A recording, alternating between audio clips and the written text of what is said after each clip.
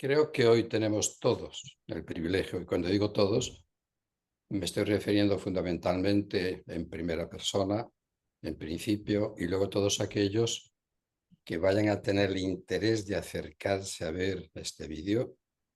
Digo, por lo tanto, que tenemos el honor y el privilegio de contar con uno de los grandes exponentes, de los grandes especialistas en nuestro país, en todos aquellos temas que nos acerquen tanto a la filosofía oriental como a la occidental.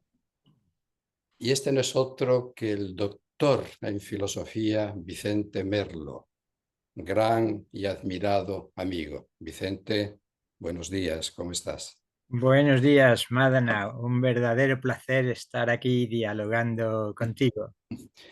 Bien, yo creo que vamos a hacer una incursión o un viaje hacia el interior. Es decir, todos nosotros buscamos en la vida algo que anhelamos, sin duda alguna, que es eso que llamamos felicidad.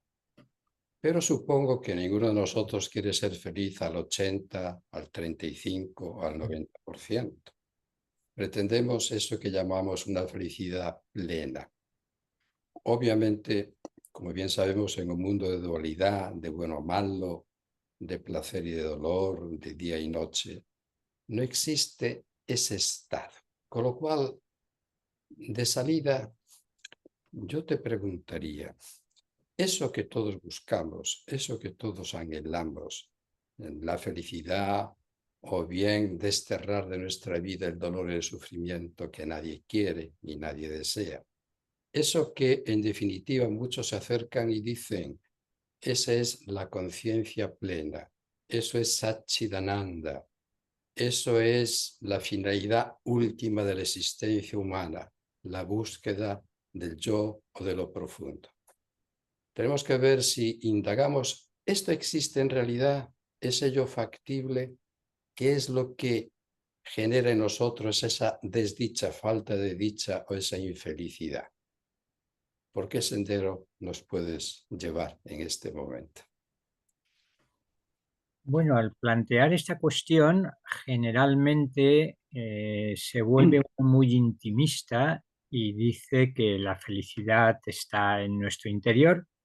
Sería la visión clásica. Como somos Satchitananda, como tú acabas de decir, somos ser infinito, conciencia absoluta y gozo supremo.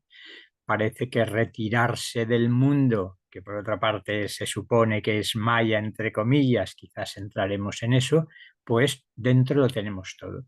Y estoy de acuerdo, pero creo que se olvida en ese planteamiento la importancia también de la exteriorización y por tanto de la relación.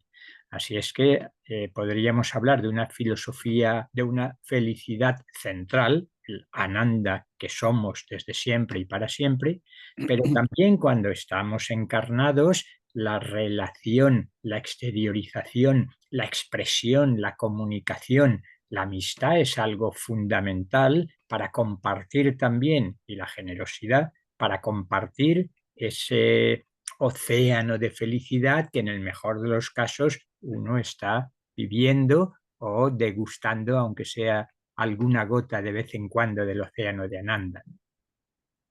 Cierto es, estoy de acuerdo, porque tendemos a olvidar lo cotidiano, tendemos a olvidar aquello que nos hace humanos en definitiva, que no es otra cosa que nuestro yo, nuestro cuerpo y nuestra mente. Pero existe esta tendencia, o más bien esta creencia, sobre todo en esas filosofías denominadas perennes o que nos llevan a la liberación, que esto tiene que pasar por la renuncia. Y esto es algo que está, pues, francamente arraigado en Occidente, en muchos llamados buscadores, ¿no? Ahora bien, aquí existe una gran discusión en el campo de la conciencia, ¿no? Es decir, ¿qué es la conciencia? La conciencia está en el cerebro, es el Mm. cerebro diferente a la mente distinta al cerebro, más allá de la mente y del cerebro, digamos, esa discusión, ese debate continuo entre los grandes especialistas que nadie llega a un acuerdo. Sin embargo, cuando nos acercamos, vamos a decirlo así, en estos ñanis de la India, Ramana Maharshi, Rameshwar Shekhar, Nisargadatta Maharaj, Punya, etcétera, menciono todos estos para que aquellos que conocen el tema pues sepan más o menos a qué nos referimos. Suelen decir, todo es conciencia, tú eres conciencia. De hecho, en uno de tus últimos libros, que luego pasaremos a charlar con respecto a ellos, eres inmortal, ¿eh? Evidentemente aquí tratas de esas experiencias cercanas a la muerte, pero de momento vamos a quedarnos con el título, eres inmortal. Tú eres Brahman, Aham Brahmasmi, lo que dicen los Upanishads. Luego pasaremos un poquito a las experiencias cercanas a la muerte, acorde a lo que tú recoges en el libro. Por lo tanto, esta discusión constante, permanente, tres estados de conciencia, vigilia, sueño y sueño profundo, ¿no? Sin embargo, cuando miramos hacia Oriente, en este caso, digamos a la India, nos indican que hay otro cuarto estado que desconocemos. Bien, ahora, discusión entre la ciencia, precisamente, y este aspecto filosófico está en continuo y constante debate, porque no puede haber una negación de una realidad constatada que es este yo, que es este cuerpo, que es esta mente, que es esta idea psicofísica de mí mismo y de los demás. Así que ahí nos encontramos con John Searle, nos encontramos con los Churchland, nos encontramos con un debate continuado. ¿Qué dirías al respecto?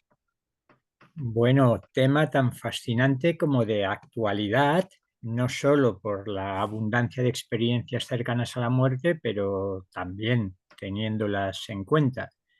Yo creo que aquí hay que ser radical y decir que primero que no existe la ciencia ya, como si todos los científicos o la comunidad de científicos reconocida estuviera de acuerdo. Justamente en el momento de crisis poliédrica en la que estamos, los acuerdos no abundan. Es cierto que cuando el paradigma dominante, materialista, cientificista, planteaba y sigue planteando la relación entre cerebro y conciencia, había un reduccionismo radical. Desde esa postura que podemos llamar el monismo de la identidad, se reduce todo a materia-energía. Por lo cual, sin cuerpo, sin cerebro, no habría ni mente ni conciencia. Yo creo que es muy importante distinguir no solo entre dos de ellos, sino los tres, como tú hacías al principio. El cerebro sabemos más o menos lo que es, una maravilla de complejidad neuronal, de redes neuronales y de sinapsis que nos permiten conocer y expresarnos en este mundo. Otra cosa sería la mente. Yo concibo la mente como una estructura desde el momento en que nos abrimos a la existencia de otros planos, otras dimensiones de la realidad. La mente sería una estructura, pero ya no biológica, fisiológica, sino de orden estrictamente mental. Y otra cosa todavía es la conciencia. Esa identificación de mente-conciencia aquí en Occidente ha sido muy frecuente, demasiado frecuente. Siempre se menciona a nuestro querido Descartes, que parecía identificar mente, conciencia, alma, etc. La conciencia, tú has mencionado justamente una escuela que está muy dentro de lo que podemos llamar un no dualismo radical, un Vedanta Advaita que renuncia, por recoger tu término que tendremos que elaborar, renuncia a la posibilidad de que la individualidad sea real en última instancia. Y digo esto para introducir un concepto que sería el de sujeto autoconsciente. Cuando nos planteamos la identidad personal o transpersonal y supraindividual en relación con el cerebro, la mente y la conciencia, yo diría, una cosa es la identidad psicofísica, es la conocida, con la que la psicología trabaja, y la identidad de nuestra dimensión psicológica es el ego. Pero el ego sabemos ya que es un constructo psicológico, que es un proceso y no una mismidad, no es algo que permanezca siendo siempre lo mismo, pero confundimos nuestra identidad más profunda con esa identidad psicológica egoica. En el no dualismo radical, en muchas ocasiones se da un salto de ahí a la conciencia pura, conciencia infinita, conciencia no dual. Lo que estoy sugiriendo es que cabe, y aquí la experiencia es importante, un término medio que sea la realidad de un sujeto autoconsciente, un sujeto que es simultáneamente individual, ese yo anímico que no perderemos nunca, ni siquiera en la liberación definitiva. Estoy entrando en diálogo con el Advaita ilusionista, cosmista, aunque a ellos no les agrade mucho esta terminología, para decir, no veo del todo claro que la liberación, la iluminación, el despertar definitivo implique la abolición de toda individualidad espiritual. Por tanto, tenemos un cuerpo, pero no lo somos, tenemos una mente, pero tampoco constituye nuestra identidad más profunda. Nuestra identidad más profunda es la de ese sujeto autoconsciente que no me gustaría llamar alma, pero si a alguien le sigue gustando el término, no tengo inconveniente en recogerlo desde Platón hasta toda la tradición occidental, que ha hablado de esa identidad personal en términos espirituales como un alma espiritual. Con lo cual tenemos ese sujeto que es individual. Recuerda, tú que conoces bien la Bhagavad Gita, cuando Krishna le dice a Arjuna, con un fragmento eterno de mí mismo me manifiesto en el mundo físico como un jiva, como un ser viviente, podríamos traducir. Un fragmento que como fragmento es también eterno. Es decir, la individualidad y la multiplicidad es inherente al propio absoluto. ¿Qué es lo que sucede? ¿Nos quedamos entonces en una concepción individualista? No, esa mónada, si se me permite el término, que sería el Jivatman en su dimensión más sutil y más elevada, no es una mónada leibniziana cerrada, sino que es una mónada abierta en el sentido de que mi conciencia no es solo individual, sino que es también universal y trascendente. O sea que Aham Brahmasmi, yo soy Brahman, pero soy también un fragmento, un fractal, podríamos decir hoy, un fractal que no deja de serlo, que no pierde su individualidad y que se mantiene siendo el mismo desde el principio hasta el final. Sé que esto lo he complicado un poco y que entra en contradicción con la versión dominante del Advaita, del Kevala Advaita, de Shankara, Ramana Maharshi, Nisargadatta, etc. Pero bueno, aquí hay un reto no solo para pensarlo, sino para ver lo que dice nuestra experiencia en el mejor de los casos, ¿no? Ciertamente, no obstante, los términos que has utilizado son conceptualizaciones en estos instantes para nosotros. La cuestión estaría, por lo tanto, ¿cómo puedo yo ser consciente de esa conciencia? ¿Cómo puedo yo tener esa experiencia? ¿Cómo puedo yo darme cuenta de que esa realidad es tal cual? Tratamos de definirla. ¿Cómo puedo tener yo esa experiencia directa? ¿Cómo Mm, puedo yo en este momento, desde este punto de vista, soy un ciego de nacimiento que no ve, no percibe, no concibe, ni tiene esas experiencias? ¿Cómo puedo yo esta ceguera quitármela de en medio para darme cuenta de que esto es así? Y no solamente esto, sino que esto tratado como lo estamos haciendo, como tú lo estás describiendo en este momento, pero claro, luego había que acercarse. Por lo tanto, como esta realidad solamente está al alcance de muy pocos que puedan precisar, experimentar, pero 8.000 millones de seres humanos, claro, aquí ya, ¿a dónde nos vamos? ¿Vamos al karma? ¿Vamos a la reencarnación? Que luego veremos a dónde nos acercamos. Con lo cual mm. complicamos un poquito más la cuestión, ¿no? Ahora, si dejamos esto aparcado por un momento, luego te podrás explayar como desees. Si vamos a acercarnos por un momento a la dimensión de este libro, me parece altamente interesante, ¿no? Eres inmortal, es el título, experiencias cercanas a la muerte y un mapa del más allá. Bien, lo vamos a complicar, por lo tanto, un poquito más. Estas experiencias cercanas a la muerte, para entendernos, ¿puedes ayudarnos a entenderlas describiendo en qué consisten, Sí. se producen? Voy a resumir los célebres 10 o 12 pasos que desde el doctor Raymond Moody se han aceptado para describir la experiencia cercana a la muerte y pensemos una especie de experiencia ECM, como resumiremos, experiencia cercana a la muerte arquetípica o prototípica, y lo reduzco a 4 o 5 momentos. Primer momento, el sujeto afirma verse fuera de su cuerpo, que está saliendo de su cuerpo y está viendo su cuerpo en la mesa de operaciones, en la carretera por el accidente, donde sea. Proyección extracorpórea, proyección extracorporal.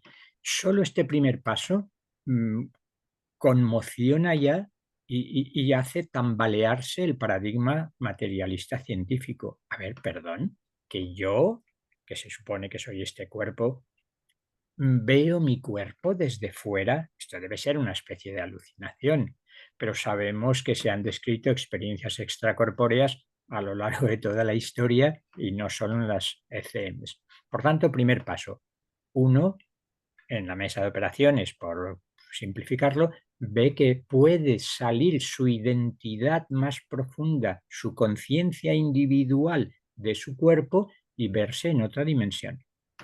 Segundo paso, resulta que allí experimento una paz y una felicidad que aquí rara vez había vivido. Y además es muy frecuente encontrarse con familiares y amigos que han fallecido. Otra imposibilidad para el paradigma dominante. ¿Cómo? Que me encuentro con seres que ya han fallecido. Entonces es que no son solo su cuerpo, su cerebro, sino que son conscientes y se comunican telepáticamente, obviamente, porque no hay palabra, no hay voz. Tercer momento, que resumo. Ese paso por un túnel, a mí me gusta decir quizás un agujero de gusano, y momento culminante. Para mí son dos los momentos culminantes de la ECM. El que describo ahora, que es el encuentro con lo que unos describen como luz impresionante, magnífica, otros como un ser de luz y que emana, irradia, y ellos experimentan un amor incondicional como aquí tampoco hemos conocido. Ese encuentro con esa luz o ser de luz, fíjate que ya tenemos, como en la historia de las religiones, interpretaciones impersonalistas, es una luz o un amor, e interpretaciones personalistas, no, es un ser radiante, luminoso, y la luz y el amor proceden de él. Otra cuestión muy interesante respecto a lo que estábamos comentando de si pérdida de la individualidad o no. Hay bastantes descripciones que me parecen de una gran claridad y lucidez en las que los sujetos, no siempre grandes intelectuales, ni místicos, ni filósofos, dicen, bueno, es que mi experiencia fue que estaba aquella luz, pero aquella luz era yo, y al mismo tiempo yo también estaba en esa luz. Qué manera más clara de describir la identidad en la diferencia. Visistadvaita más que Baladvaita para los que conocen más esa terminología. Momento inolvidable para todas estas personas. El encuentro, la contemplación y en ocasiones la identificación es quizás mi identidad suprema, esa luz infinita que es la luz de la conciencia. Y siguiente momento que destaco especialmente, la retrospección vital.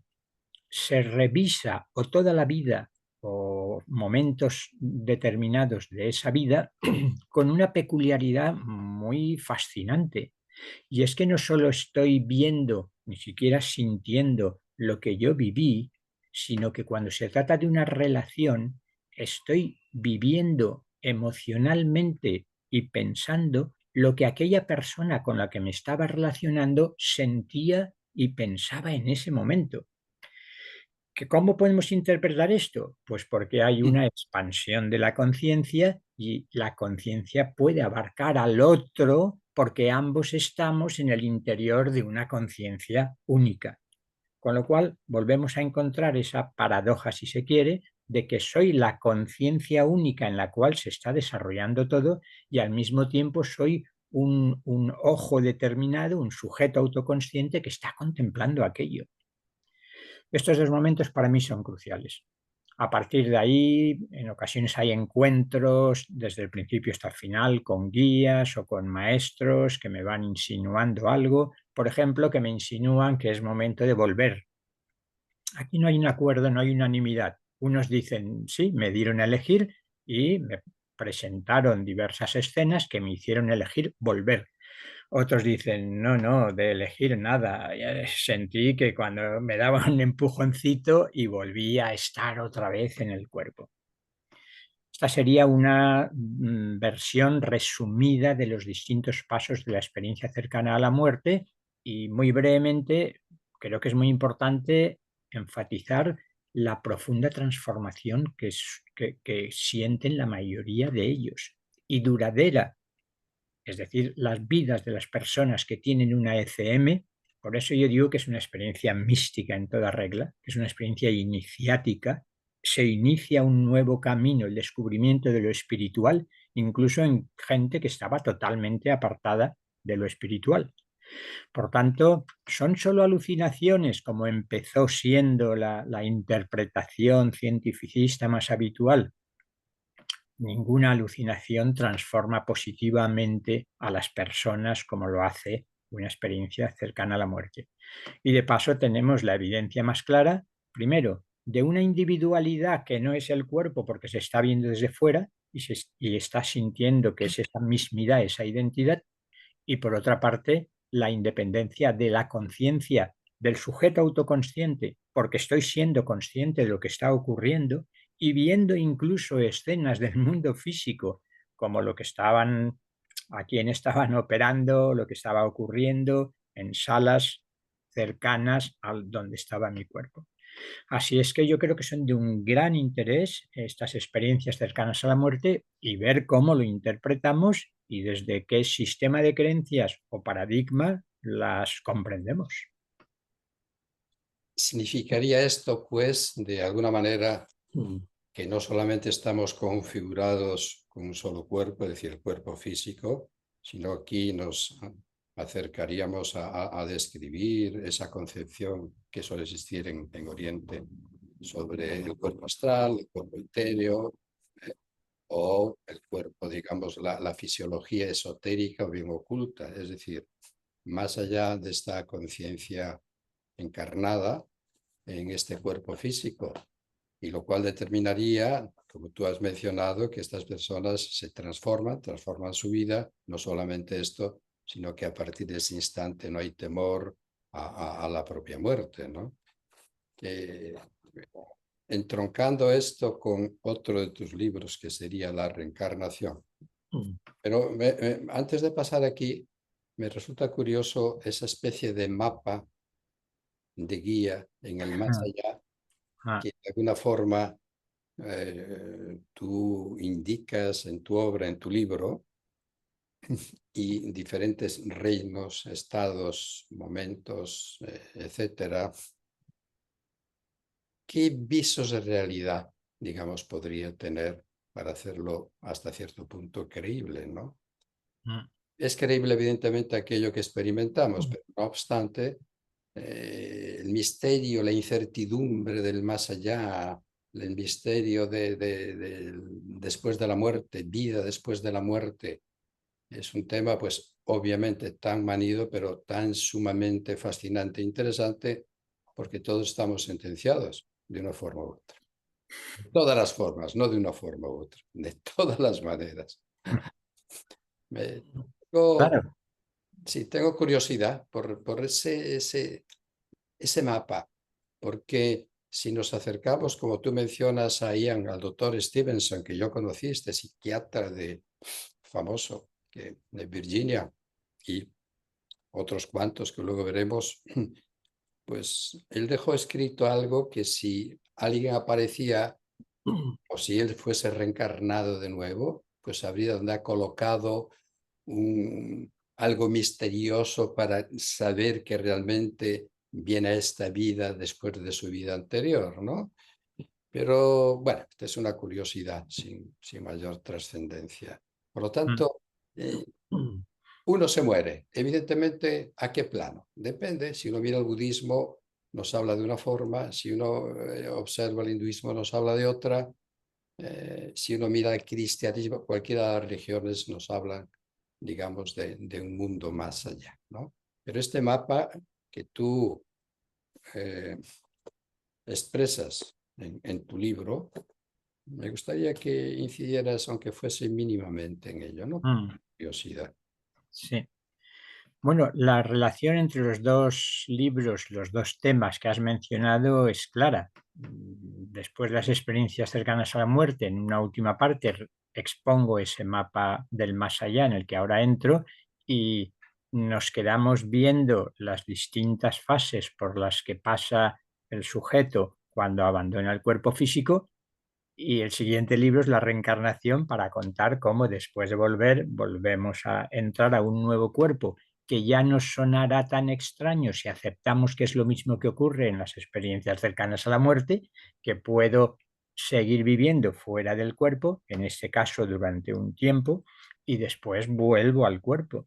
Pues este mismo procedimiento ocurriría entre una encarnación y la siguiente. En el mapa del más allá, no he querido centrarme en un autor, ni siquiera en una escuela, que podría hacerse perfectamente, y hay descripciones abundantes desde las distintas tradiciones religiosas, como tú decías, pero a mí me interesaba más el mundo contemporáneo, desde las descripciones de los teósofos, las descripciones de la antroposofía de Rudolf Steiner, los Rosacruces también nos han dicho cosas, y cantidad de investigadores independientes.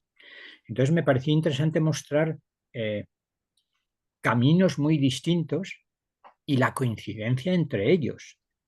Los menciono solo y si quieres que profundicemos en alguno lo hacemos y si no, simplemente los menciono. Recojo algunos de los terapeutas, no tanto de vidas anteriores, que también, como algunos especializados en lo que ocurre en el proceso entre vidas. ¿Y cómo? Pues a través, en principio, de la terapia regresiva, a través de la hipnosis regresiva. Aquí selecciono a dos de los muchos que hay. Selecciono a Dolores Cannon y a Michael Newton, que me parecen especialmente claros, que llevaban muchas décadas, que llevan investigando sobre esos temas y que coinciden muy ampliamente. Las personas son hipnotizadas, atención, y no será que hay una cierta sugestión hipnótica que hace que no sea auténtico, de acuerdo, tenemos en cuenta esa hipótesis. Pero en principio sorprende la coincidencia entre las afirmaciones de miles de personas ya. Cada uno de estos dos investigadores en el periodo entre vidas ha sometido a hipnosis a cientos y cientos de personas y la información que han recibido es extraordinariamente interesante desde mi punto de vista. No entro en detalles, aunque luego si acaso matizamos un poco.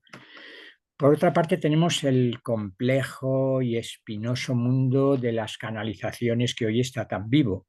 ¿Es que nos vamos a creer a todo el que diga que recibe información? No, no nos lo vamos a creer, pero vamos a escuchar primero y ver que anda, si coinciden mucho con lo que decían los que están bajo su gestión hipnótica. ¿Por qué será? Es decir, estamos dentro de un campo en el que ya no se está utilizando el método científico, ni siquiera la reflexión filosófica a la que estamos acostumbrados, sino que se trata de otros procedimientos, de otros modos de conocimiento, de otros métodos. Lo que a mí me gustaría llamar investigación esotérica, aunque el término siempre está rodeado de cosas un poco claras.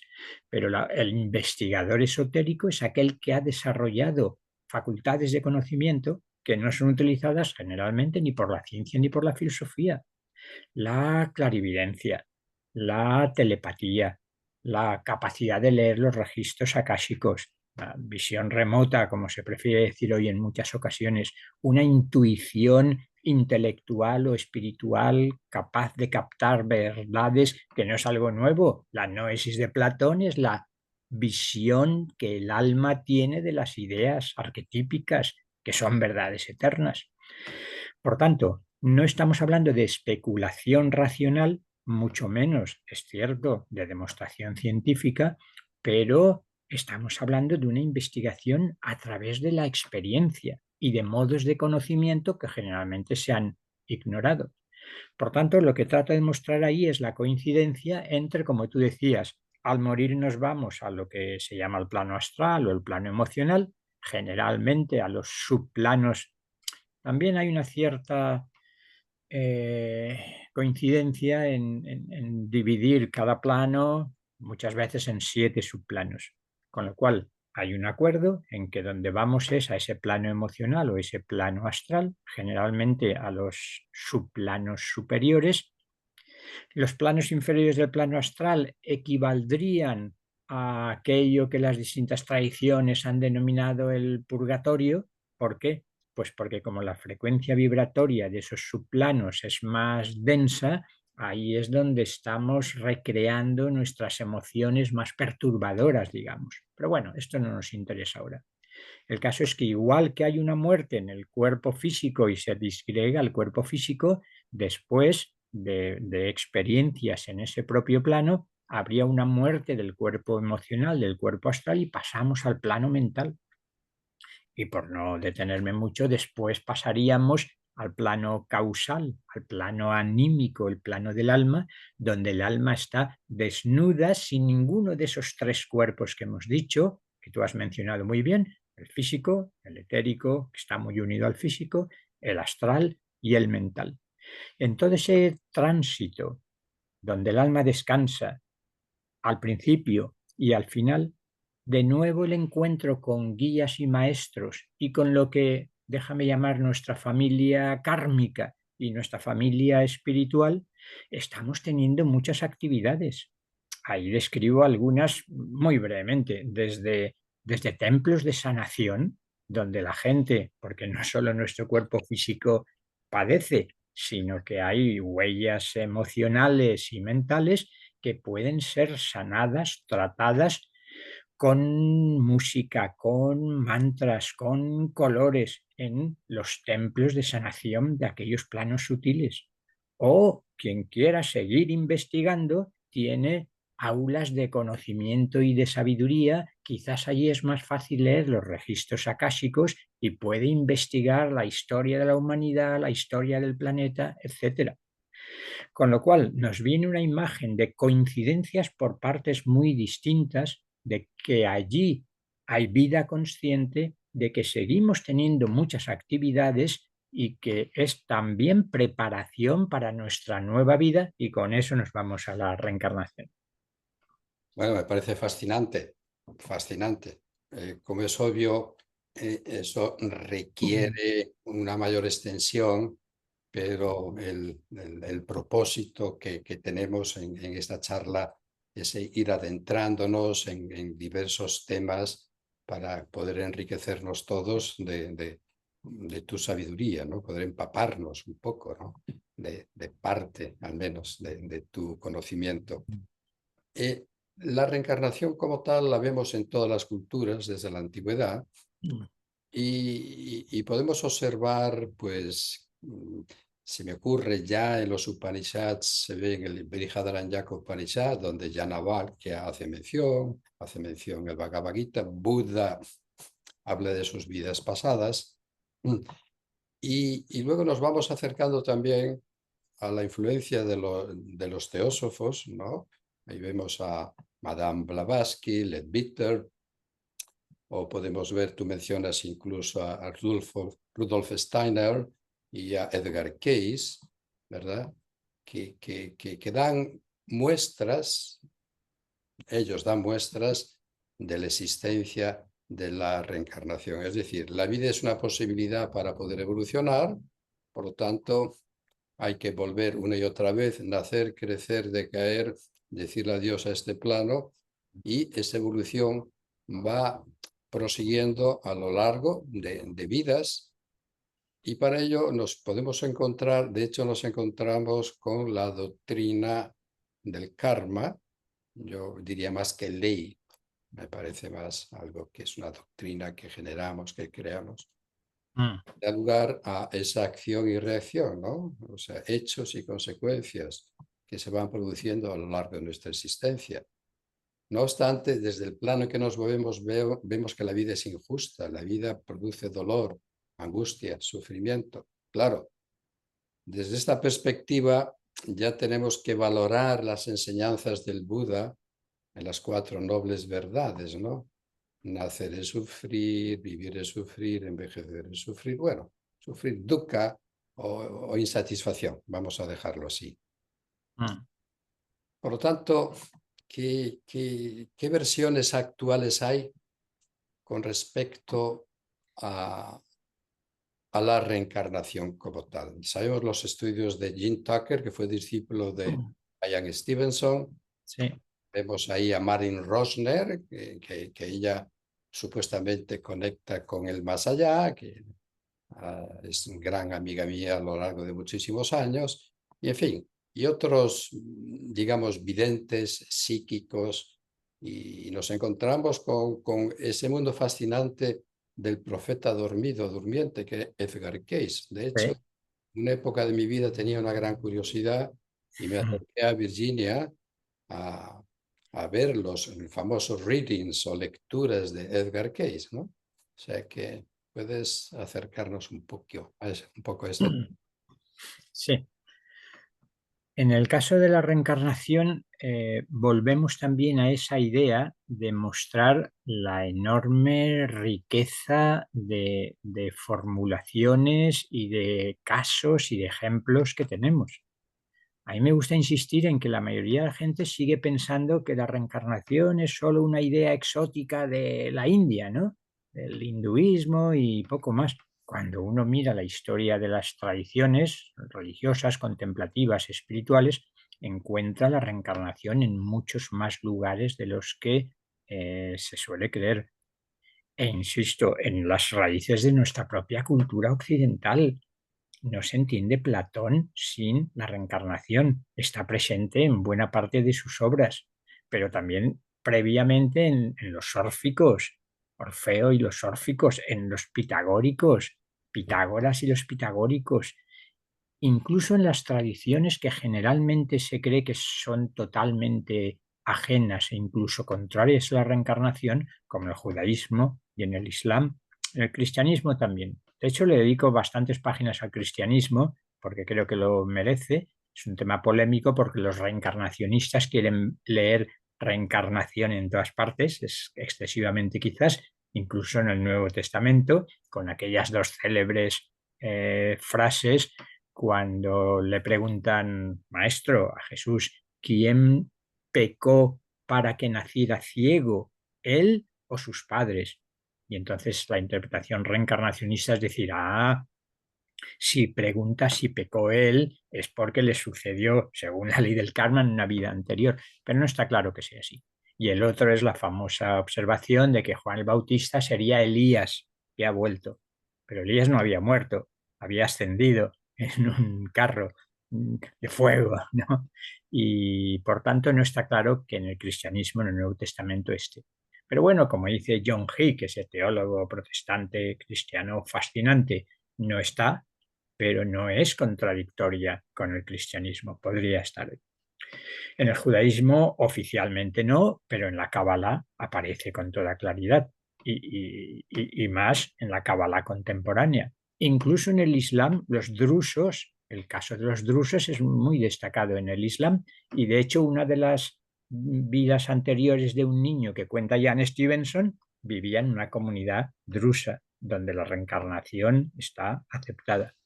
Y hay también grupos más o menos minoritarios del Islam contemporáneos que la aceptan, la suponen y su propio, en los ilahis, en la reencarnación es también algo totalmente aceptado.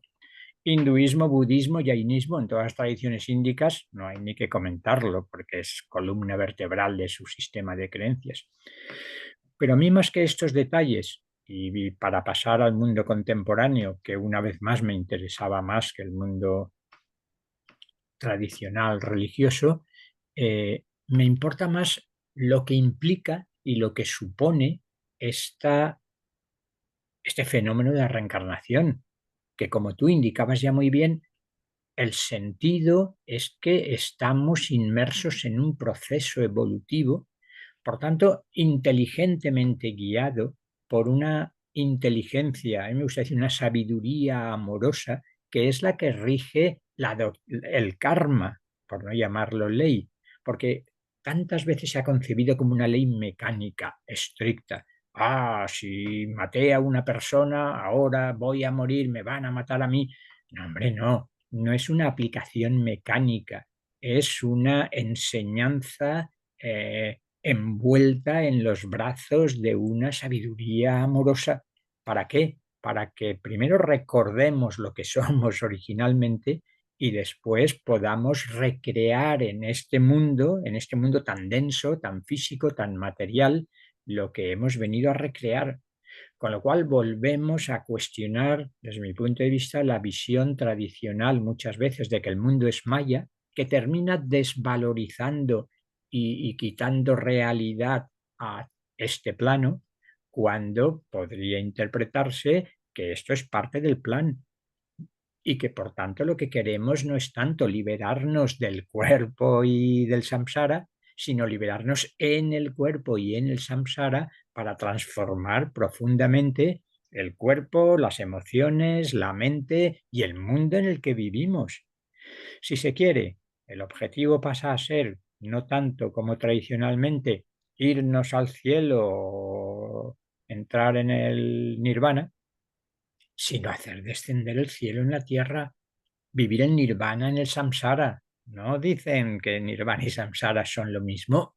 Pues aprovechémoslo en ese sentido. Es decir, que el liberado esté viviendo su identidad plena, la conciencia infinita que es infinita, lo infinito en lo finito, aunque esté viviendo y expresándose a través de un cuerpo físico. Por tanto, termino yéndonos al mundo contemporáneo, donde tú has mencionado, y no profundizo en ellos, pero cada uno es todo un mundo. Edgar Cayce hizo tantas lecturas, como sabes, y tantas predicciones que se han mostrado acertadas, que solo él es impresionante. Pero es que Rudolf Steiner, ya no te digo nada, la investigación en 6 volúmenes recogidas sus conferencias sobre relaciones kármicas, que es el título que le han dado. Y Jan Stevenson, cientos de niños a los que el seguimiento que hizo es un ejemplo de meticulosidad y de rigor descriptivo y explicativo. Con lo cual, cantidad de casos que nos invitan a tomarnos en serio por lo menos la posibilidad de que realmente no sea la única vida que vivimos. Y además con esa conclusión de que forma parte de un propósito que trasciende nuestra capacidad de comprensión actual en la mayoría de los casos. Bien, casi podríamos titular esto Lecciones con el de verlo. Como tú te prodigas en conferencias de manera continuada, has escrito más de 25 libros, al mismo tiempo impartes cursos, digamos que estás en ese poder de la ubicuidad en este sentido, ¿no? De estar en muchos sitios a la vez, con lo cual, pues todo ello va a dar lugar a que todos nosotros nos veamos beneficiados, e insisto y enfatizo en ello, de tu conocimiento y tu sabiduría. Yo tengo algunos de tus libros aquí conmigo, ya que a lo largo de años tenemos una profunda amistad. La fascinación de Oriente. Dejamos de lado por un momento estos aspectos relacionados con las experiencias cercanas a la muerte, la reencarnación. Vamos a centrarnos, si te parece bien, en el aquí y en el ahora, es decir, en esta vida que nos toca vivir. ¿Cómo, de acuerdo al yoga, de acuerdo a sus a su metodología, a sus técnicas, puede ayudarnos a vivir una vida más fructífera. Es decir, somos como somos, estamos establecidos de una forma determinada, pero bien sabemos que para lograr algo diferente, algo distinto, hay que hacer también algo diferente, no de manera continuada, sí, movernos por una vida de lo habitual y de lo común, ¿no? Por lo tanto, danos algunos aspectos, algunas ideas que puedan coadyuvar a mejorar la vida de cada persona desde el punto de vista de la filosofía del yoga y de sus prácticas. Yo recogería antes, tú planteabas la cuestión de distintos cuerpos sutiles, además del físico. Eh, Quien no quiera hablar de cuerpos sutiles puede simplemente empezar hablando de factores o de dimensiones psicológicas o humanas, con lo cual yo creo que podríamos ascender la escalera de nuestro ser viendo lo que el yoga ofrece en cada uno de esos planos, de esos niveles. Porque claro, el yoga, yo creo que contigo y en tu canal y para tus oyentes no hace falta decir el yoga no es solo hatha yoga, aunque a algún despistado igual sigue creyendo que pese a la importancia del hatha yoga, eh, no es lo único, obviamente. Quizás algunos queden que lo identifican demasiado rápidamente. A nivel físico es muy evidente, es decir, el hatha yoga, el pranayama, las posturas, las asanas, está, hasta los médicos lo recomiendan ya. Es decir, y al mismo tiempo que se vea el objetivo, se trata de conseguir un cuerpo sano, flexible, ágil, para poder pasar a las otras dimensiones y que las otras dimensiones se expresen a través de nuestro cuerpo físico. En última instancia, un cuerpo diamantino que pueda soportar la Shakti supramental, si me permites la expresión, y que esa energía más sutil que nos puede llegar a recorrer no nos funda los plomos de un cuerpo físico eh, enfermo y estropeado. Por tanto, salud mental, cuidado del cuerpo, que el yoga lo ofrece perfectamente a través del hatha yoga. Con el pranayama ya tendríamos la importancia de esa energía más sutil, que es el prana o el ki en la tradición china. Por tanto, cuidado de nuestro complejo físico-etérico, podríamos decir. Si seguimos subiendo al plano emocional, la importancia de las emociones. ¿Cómo tratar las emociones? Quizás aquí no hay un acuerdo universal en el yoga, tampoco yo diría es lo que más se ha tratado, excepto que es el momento de introducir el bhakti yoga para decir, bueno, nuestro caudal afectivo, nuestro amor, se ve plenificado solo cuando se dirige, se entrega, se comunica con el objeto de nuestra devoción, por utilizar el término bhakti yoga. Si nos vamos a la mente es más claro.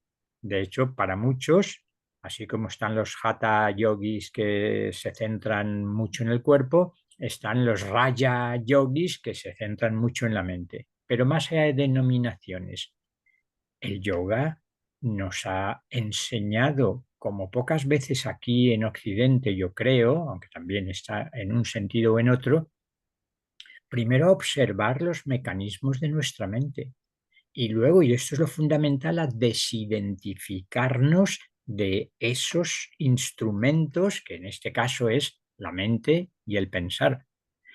Los Yoga Sutras de Patanjali, quizá junto con la Bhagavad Gita y las Upanishads, son los tres textos más conocidos. ¿Y cuál es la clave? Descubrir que todo mi mundo mental y emocional y sensorial forma parte de Prakriti, por utilizar esa terminología del yoga y del Samkhya de quien lo hereda, ¿no? Entonces, esta idea es tan importante, a mi entender, de cara a la salud mental, es que nos vamos a la idea de la meditación, sin entrar en matices, pero la meditación entendida, dos momentos, digo solo. Primero, la observación minuciosa, la atención plena al estado de nuestra mente. Y primero descubrir el caos mental en el que solemos vivir. Pero además, que nuestra conciencia está embotellada en nuestros pensamientos. Luego, primera parte importantísima del yoga mental, de la meditación. Observemos toda la estructura y la dinámica de nuestra mente.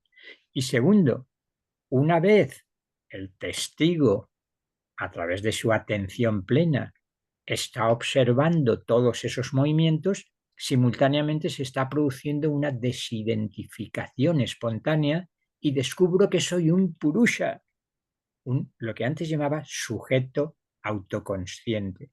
¿Por qué sujeto autoconsciente? Para evitar otros términos más manoseados. Porque de repente, cuando mi mente se calma, aunque no termine de detenerse, yoga es chitta vritti nirodha, el yoga es la detención de los procesos de la mente, aunque no se detenga del todo, se armoniza y entonces me descubro como alguien, un sujeto, un testigo, el purusha, drasta, el vidente de todos esos movimientos. Y si por un momento se detiene, lo que hay es puro sujeto autoconsciente. Y lo digo adrede así para no decir conciencia pura, impersonal, sino puro sujeto autoconsciente. Autoconsciente, autoconciencia, autoconsciencia, que ya no es en el sentido psicológico de sí, soy consciente de mis procesos psicológicos. No, no. Es que el sujeto es consciente de sí mismo y de nada más. Por tanto, a nivel mental tiene muchísimo que ofrecernos. Y a nivel espiritual estamos haciendo el puente Antakarana y nos estamos situando en una identidad más profunda. En el mejor de los casos, el Purusha de Patanjali o de Isvara Krishna del Samkhya o el Atman de las Upanishads, porque hemos recorrido las 5 vestiduras de las que habla la Taittiriya Upanishad y cuando nos hemos desidentificado de ella, descubrimos que somos ese Atman, con lo cual ofrece una visión integral. Si a esto añadimos determinadas concepciones que no solo plantean el yoga como un trabajo psicofísico individual, sino como toda una concepción del mundo, que el yoga lo ha sido siempre, pues tenemos, yo diría, una cosmovisión, una antropología que está muy vigente, yo diría que está en auge. Esta concepción de este autoconocimiento y autoindagación que tú estás expresando puede acercarnos también a otro tipo de valoraciones en la sociedad actual. Es decir, es curioso ver una sociedad llena de prisa, de agitación, de estrés, y donde uno busca refugio dentro de ese estrés en unos momentos determinados, una práctica de yoga o de meditación, para luego volver a esa carrera continua que le envuelve a uno a lo largo de su vida. De ahí que la sociedad actualmente ha aceptado de buen grado elementos relacionados con la mente y la meditación a través del famoso mindfulness. Uno de tus libros, La meditación en el budismo y en el hinduismo, que es un libro fascinante y que altamente recomiendo, me gustaría que hicieras algún tipo de aportación en beneficio de aquellos que nos ven de la siguiente manera, o al menos quiero expresarlo de la siguiente manera. Obviamente hay un tipo de meditación que nos lleva a ese despertar de la conciencia en nosotros, pero luego puede haber un tipo de meditación que podemos denominar terapéutica, beneficiosamente terapéutica, ¿no? Ahí también estaba, por cierto, Claudio Naranjo en su momento, cuando en uno de sus libros hablaba de la meditación y psicoterapia, y el doctor Fraile, gran amigo mío en su momento, desafortunadamente ya no está entre nosotros, pero ¿cómo puede beneficiarnos un tipo de meditación tanto sencilla para que todos podamos llevarla a cabo, teniendo en cuenta que la mente, la ciencia actual la sanciona? Es decir, hoy en día la neurociencia contemplativa está tan en boga y los estudios que se hacen con respecto a los beneficios de la meditación con Richard Davidson, por ejemplo, y otros muchos, nos lleva a abrazar en la sociedad actual como un elemento sumamente importante, y tanto es así que empresas, ejecutivos, en universidades, deportistas, todo el mundo habla del famoso mindfulness, ¿no? Que sabemos que proviene del budismo. Pero, ¿qué factores positivos nos pueden aportar para aquellos que nos ven en su vida cotidiana la meditación vista desde esta perspectiva? Sí, me venía a la mente el título de este amigo José Escudero que publicó un libro, ¿Por qué digo mindfulness cuando quiero decir meditación? ¿No? Porque mucha gente entra en la meditación a través de mindfulness y parece que sea una novedad absoluta. Y como tú dices, procede concretamente, prácticamente de un sutra del canon Pali, ¿no? De un sermón del Buda, el Satipatthana Sutta, donde el Buda concede una importancia extraordinaria a la atención plena. De hecho, llega a decir que solo con atención plena a la respiración basta para la liberación. Por tanto, yo creo que la aportación de mindfulness al mundo contemporáneo es importantísima. Ha conseguido introducirse, como tú decías, primero en el ámbito científico. No todo el mundo es consciente de la cantidad de artículos en revistas científicas especializadas que se han aceptado y que han transformado a muchos científicos reconociendo la capacidad terapéutica del mindfulness. Con la angustia, con el estrés, con la depresión, está demostrado que funciona. De hecho, hasta las psicologías más académicas lo están aceptando, ¿no? Como una tercera dimensión, una tercera ola de las terapias. En el Instituto Nacional de la Salud inglés lo utilizan como terapia sanadora y curativa, y los miembros del Parlamento en mindfulness, lo mismo en los Estados Unidos. Es decir, que es una ola que se ha extendido enormemente, pero viene a pensarse que es una especie de panacea moderna, pero bueno, ya eso requeriría otro tipo de discusión, ¿no? Sí, yo creo que no vale la pena meterse en la historia del mindfulness, ¿no? Y de hasta qué punto puede utilizarse como toda técnica. Desde el momento en que se enfatice el aspecto de técnica, de práctica, después puede ser utilizada de cualquier manera para conseguir que los trabajadores trabajen más, para mil cosas distintas. Yo creo que aquí, como se ha señalado ya mucho, es importante no descontextualizar el sentido de la meditación. Los budistas pues lo contextualizan en la importancia de toda la forma de vida budista, y no hace falta ser budista para darse cuenta de que una cosa es la práctica de la meditación y otra cosa es la forma de vida de la que forma parte, ¿no? Entonces yo creo que hay que tener muy en cuenta el contexto de la meditación. ¿Por qué y para qué y cómo practicamos meditación, ¿no? ¿Cuáles son sus objetivos? ¿Cuál es nuestro propósito? ¿Con qué intención? ¿Simplemente en relajarnos porque tengo ansiedad?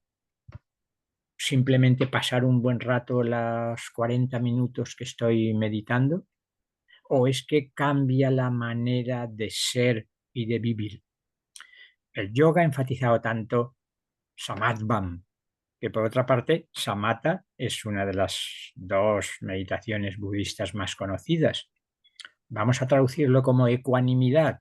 La Bhagavad Gita, recuerdas perfectamente cuando Krishna le dice, el yoga es samatvam, el yoga es equilibrio mental, ecuanimidad.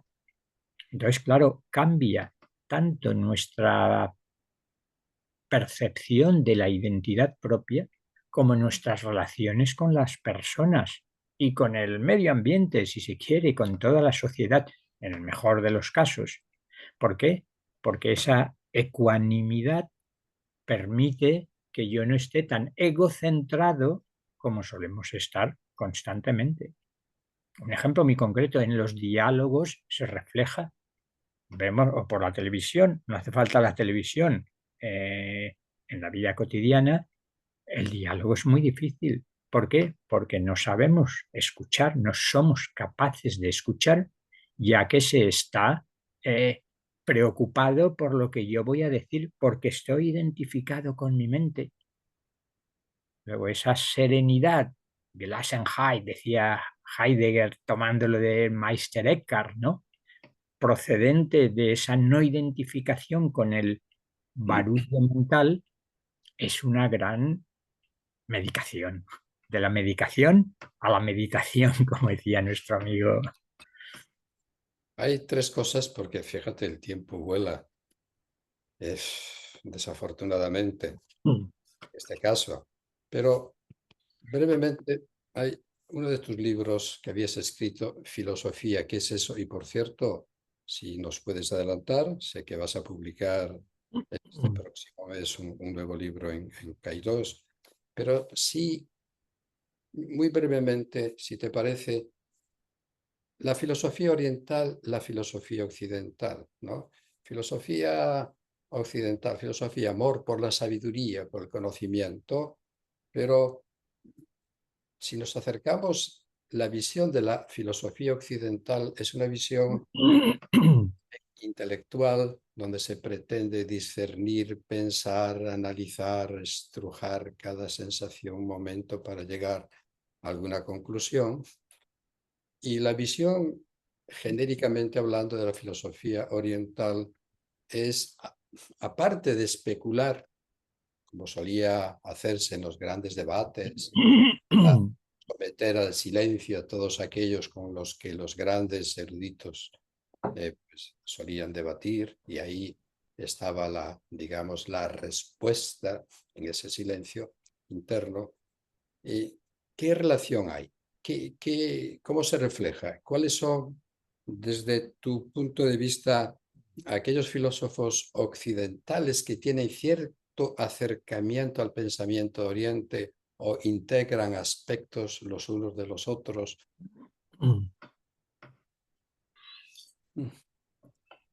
Recuerdo la célebre frase de Rudyard Kipling, el Oriente es Oriente, Occidente es Occidente y nunca se podrán encontrar, ¿no? Yo creo que se están encontrando ya en cierta medida.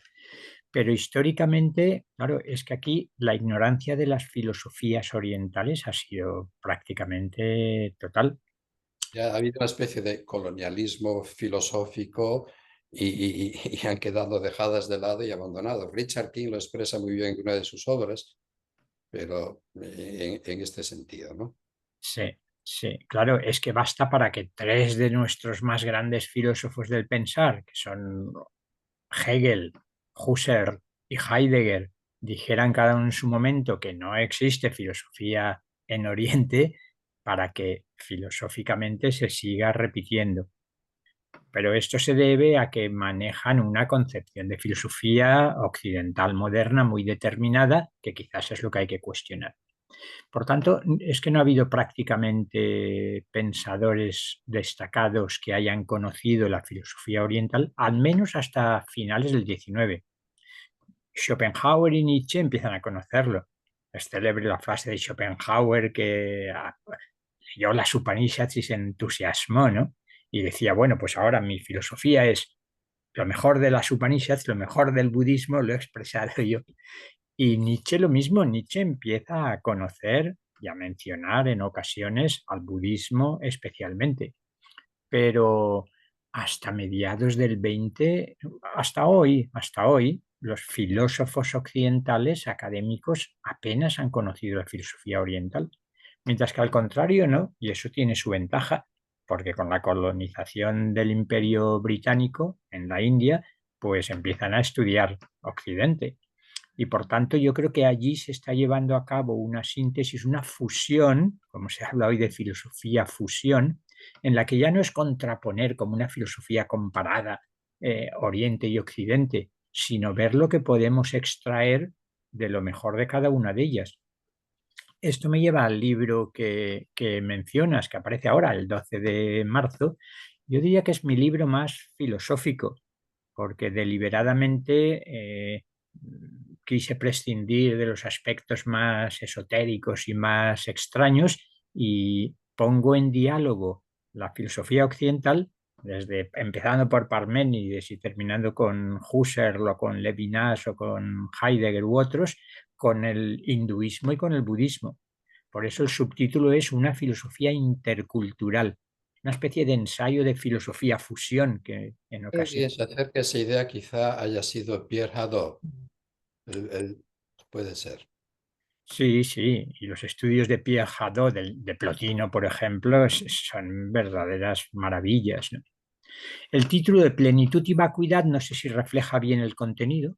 El subtítulo decía que es una filosofía intercultural y el título de Plenitud y Vacuidad recoge esas dos metáforas favoritas, vacuidad, la shunyata budista, y hay bastantes capítulos sobre el budismo en este libro, sobre el budismo más filosófico, de Nagarjuna a la escuela de Kioto. Hay un capítulo importante sobre la escuela de Kioto porque ejemplifica muy bien esa unión de filosofía y práctica interior.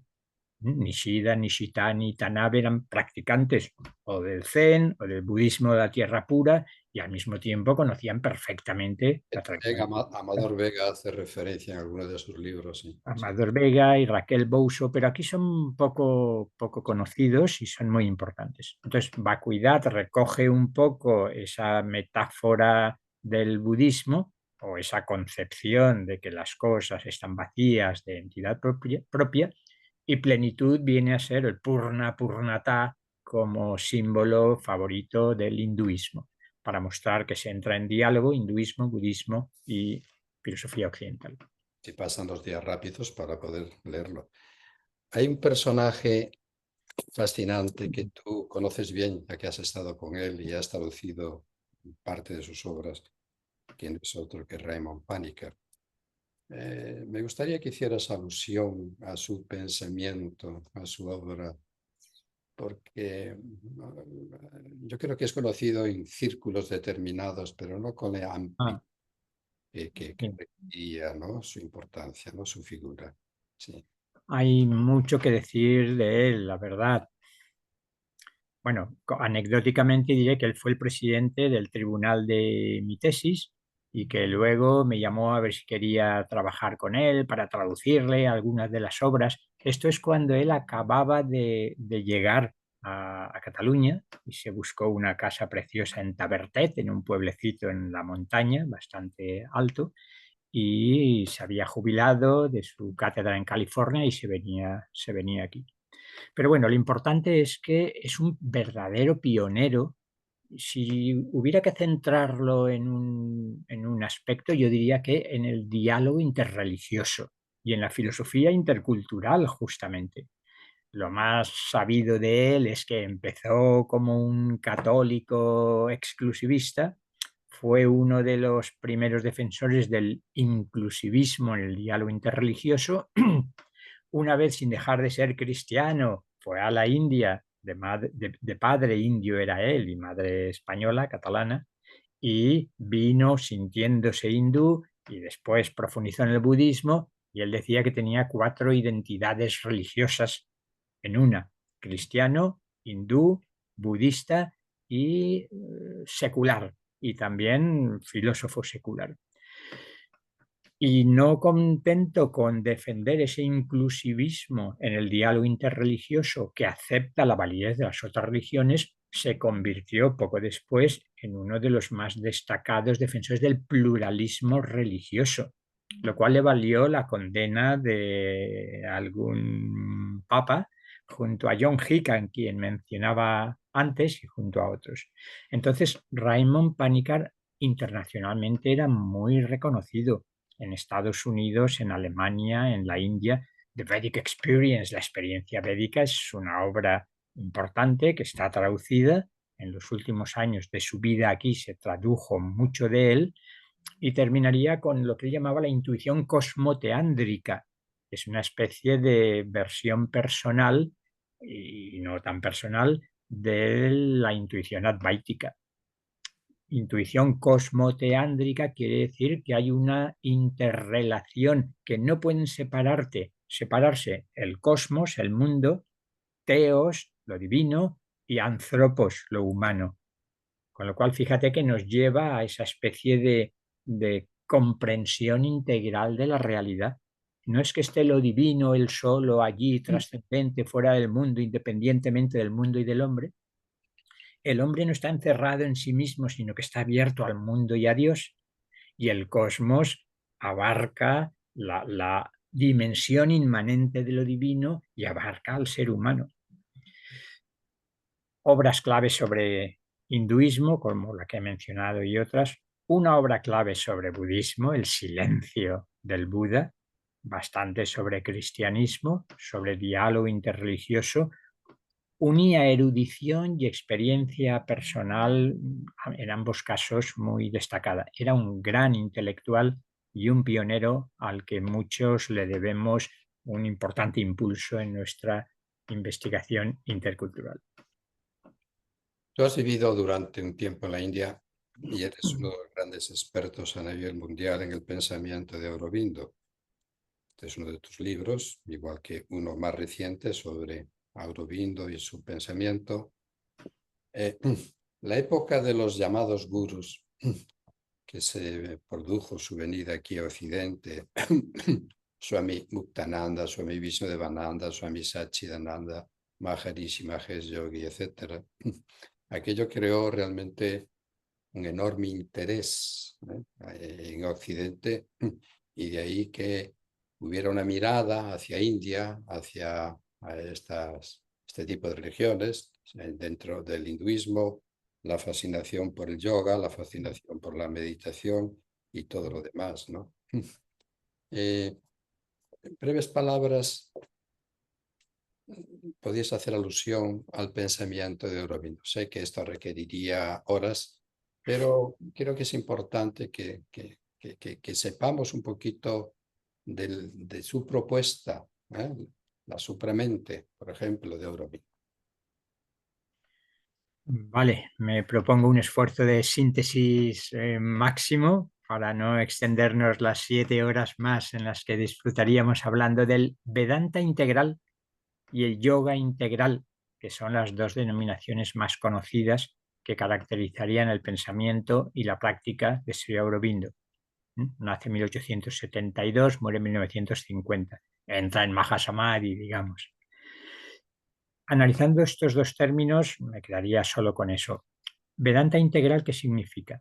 Que él entra en diálogo con el Vedanta tradicional, especialmente con la figura majestuosa de Shankara, y dice, chapó, Shankara descubrió que la realidad última, Brahman, conciencia infinita, es lo más importante, pero mi experiencia, hombre de gran experiencia, no solo un intelectual potente, era Sri Aurobindo, mi experiencia y mi reflexión me llevan a una visión distinta. ¿En qué sentido?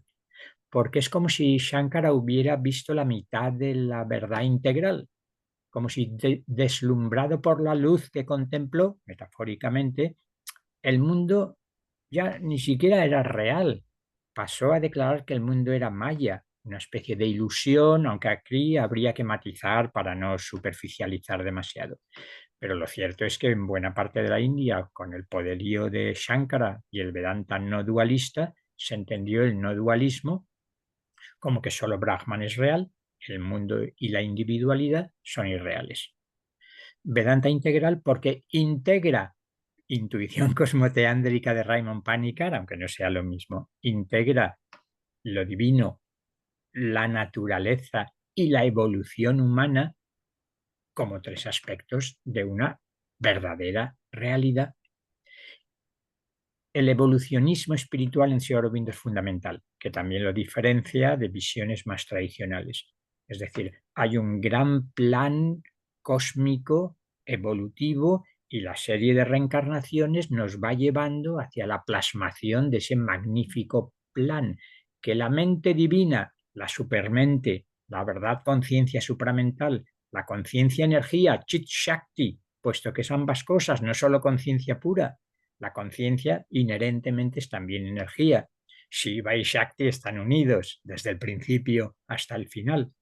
Por tanto, a nivel de concepción general, introduce una revalorización del mundo y del ser humano en su integralidad y a nivel práctico propone una síntesis del yoga, un yoga integral, Purna Yoga, que significa no solo recoger lo mejor de cada uno de los yogas, y en su obra Síntesis del Yoga, en una parte es lo que hace, sino también ampliar su sentido y su propósito. Mi yoga, dice, por una parte, la célebre expresión, mi yoga comienza allí donde terminan los otros yogas. Uy, qué presuntuoso, a ver qué quiere decir.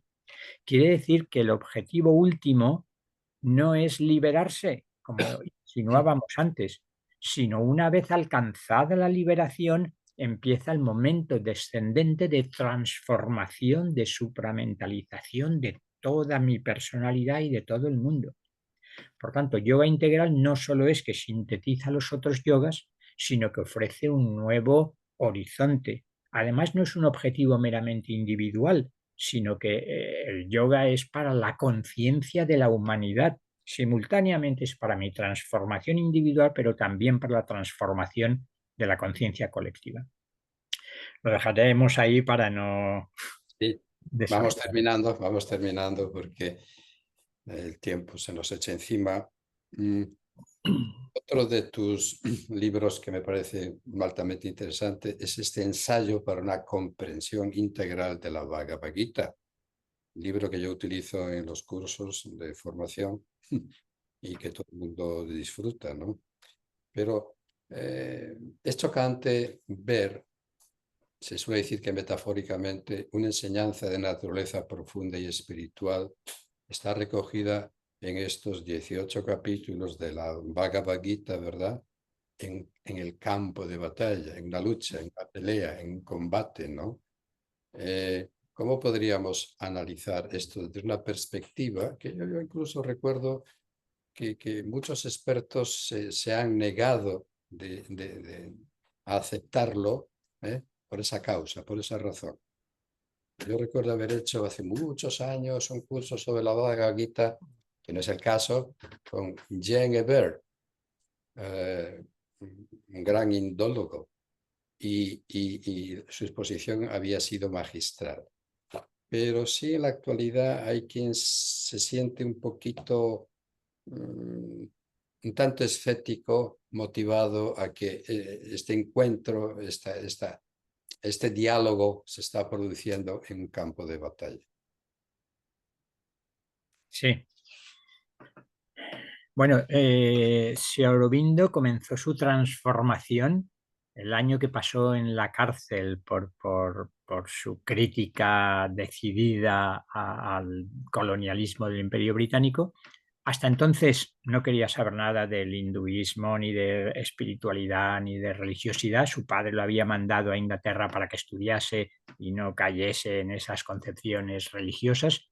Y en la cárcel, el año que pasó en Alipur, con la Bhagavad Gita, empezó a percibir una transformación extraordinaria. Percibir no solo una transformación, sino percibir a Krishna, Vasudeva en todas las cosas, ¿no?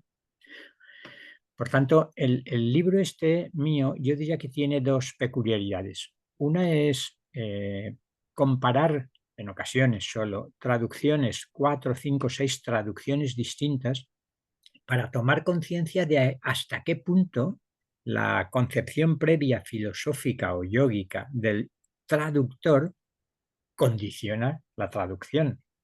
Entonces repaso, pues por ejemplo, Consuelo Martín, muy exponente en nuestro país del Advaita Vedanta Shankariano, que toma la versión de Gambirananda, o Roberto Pla, que está también en esa línea, pues sus traducciones claramente apuntan hacia ese no dualismo. Joan Mascaró, que tiene esa manera poética de expresarlo, y ya le da un enfoque incluso en la terminología que parece más cristiana. Es decir, comparar distintas traducciones para mostrar cómo no es tan inocente la traducción que se hace, sino que depende de una interpretación.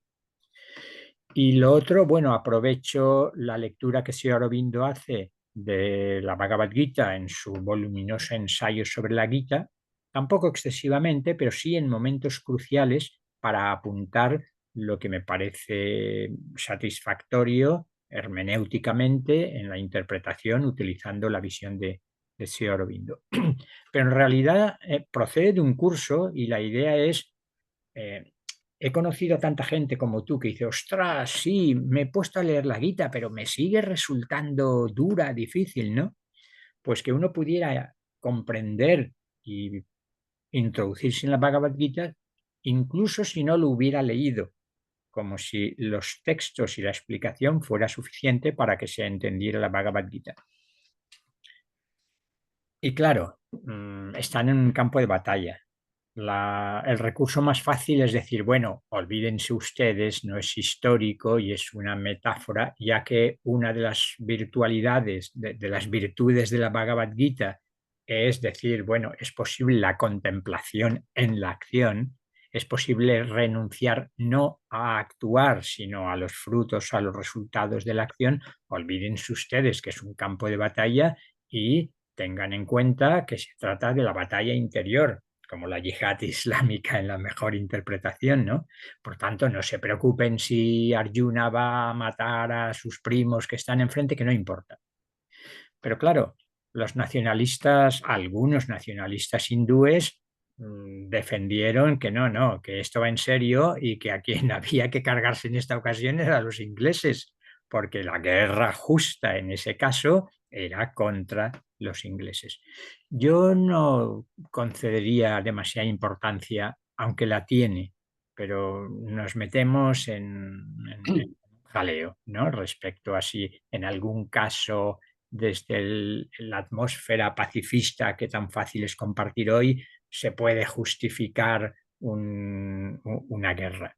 Con lo cual, para mí eso es secundario respecto a las enseñanzas espirituales que allí se ofrecen con una visión tan integrada de los tres yogas, con el mérito histórico de salir al paso de una renuncia, que renuncia a actuar y a vivir en el mundo para buscar la absoluta. Es decir, no, renuncio a las motivaciones y a las intenciones egocentradas y renuncio actuando a los resultados, pero trato de cumplir con lo que internamente considero que es mi deber.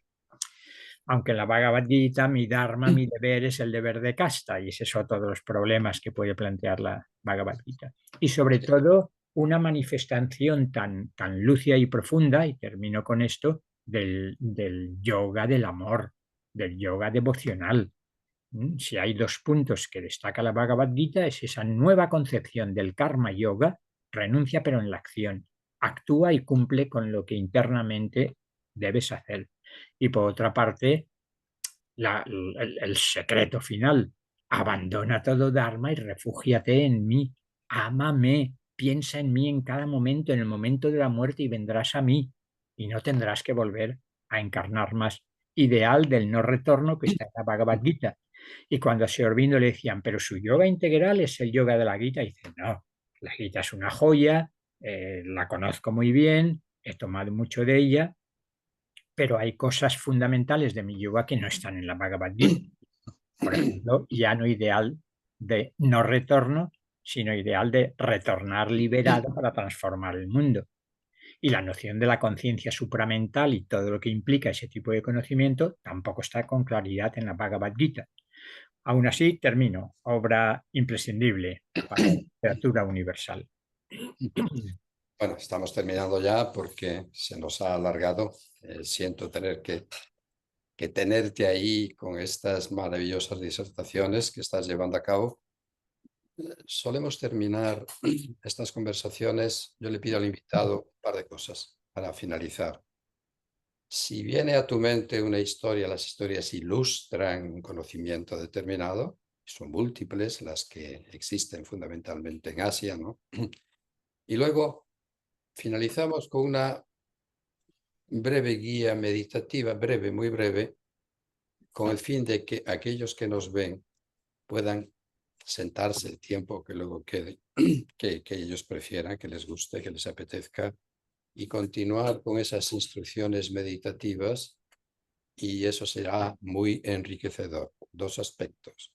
Todo lo que has estado verbalizando, todo aquello que has estado expresando a lo largo de esta larga charla, acompañado al mismo tiempo de otros elementos de naturaleza prácticas, una magnífica simbiosis para poder terminar esta enriquecedora lección que nos has estado dando a lo largo de este tiempo. Pasamos pues a una breve meditación. Vayamos pues. Pues algo tan sencillo como buscar una postura cómoda y estable, con la columna vertebral más o menos recta para que circulen bien las energías sutiles. Y un primer paso, aflojar todas las tensiones innecesarias, tomando conciencia del cuerpo y aflojando.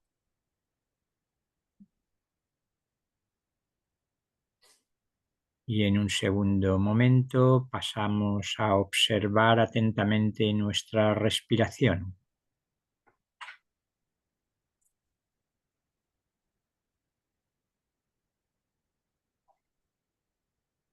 Inspiro conscientemente, expiro conscientemente.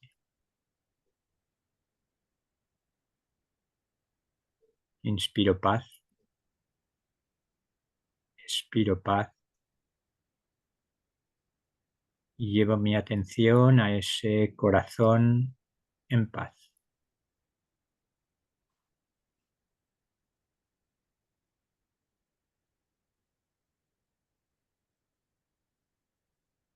Siento que mi corazón se expande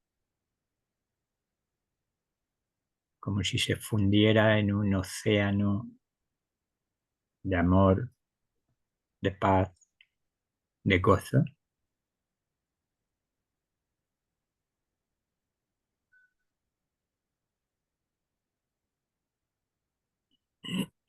Y pasamos a observar nuestros pensamientos, pero sin quedarnos enganchados a ellos. Más bien paso a ser consciente del silencio en el que aparecen y desaparecen los pensamientos.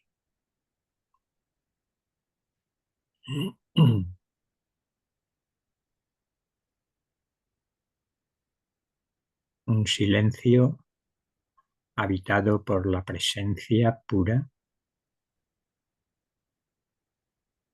la presencia amorosa que soy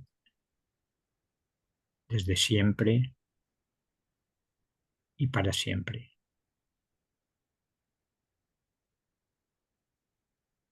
Y en ella descanso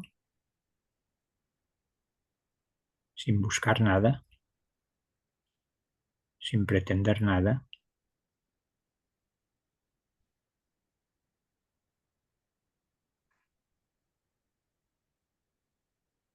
Una presencia que es plenitud.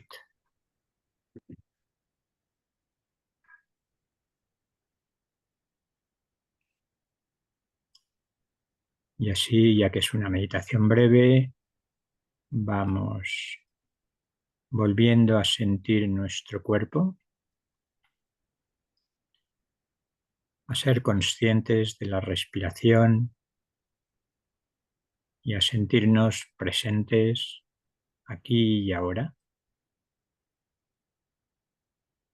Y concedemos una importancia especial a el momento de salir de la meditación. Más bien evitamos la idea de que la meditación va a terminar, y en la medida en que hemos descubierto esa dimensión más profunda de nuestro ser, tratamos de conciliar la quietud interior con el movimiento, y cuando queramos, si teníamos los ojos cerrados, podemos abrirlos, mover las manos, los pies e integrar esa nueva conciencia en la expresión de la vida cotidiana. Muchas gracias. Gracias, Vicente. Si uno de tus libros es La fascinación de Oriente, en este caso hay que decir que la fascinación de tus palabras seguramente penetrará en todos aquellos que realmente tengan la fortuna de escucharlas y de poder seguirlas. Así que quiero agradecer tu presencia en este vídeo, en esta conversación, y que sin duda va a redundar en beneficio de aquellos que buscan, de aquellos que indagan, de aquellos que se aventuran a explorar un poquito más el campo del conocimiento.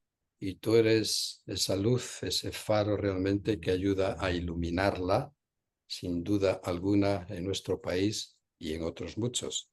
Así que agradezco tu disposición, tu conocimiento, tu sabiduría y a compartir con nosotros estos instantes. Ya sabes que te admiro y que al mismo tiempo siento la satisfacción enorme de ser amigo. Muchas gracias. Muchísimas gracias, Madana, por este diálogo y por tu amistad también ya desde hace años. Nos vemos. Gracias.